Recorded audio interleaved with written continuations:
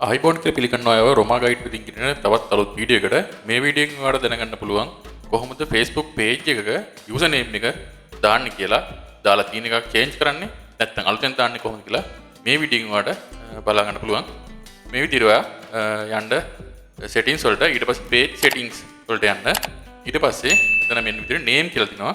ඒ name එකට යන්න. එතකොට මේ විදිහට user name එකක් දාලා නැත්නම් මෙතන edit කියන බටන් එක click කරන්න ඊට පස්සේ වාගේ user name එක මෙතන දාන්න පුළුවන්.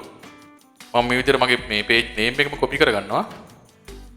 ඊට පස්සේ මෙන්න මේ විදිහට දාලා simple වලින් තියෙන්නත් ඕනේ. space තියෙන්නත් බෑ. මෙන්න මේ විදිහට මම දාගන්නවා. ඒතකොට මේ name එක තියනවා කියලා කලින් use කරපු එකක් තියනවා කියලා පෙන්නනවා. ඉතින් මෙතන පොඩි වෙනසක් කරලා මම අලුත් user name එකක් හදාගන්නවා. මේ විදිහට ආගේ page එකට user name එක හදාන්න පුළුවන්. හදාගෙන ඉවරලා මෙතන save changes දෙන්න.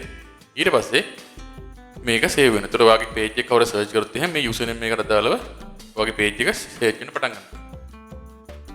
මේ විදිහට තමයි ඔයා page එකක user name එක change කරගන්න ඕනේ.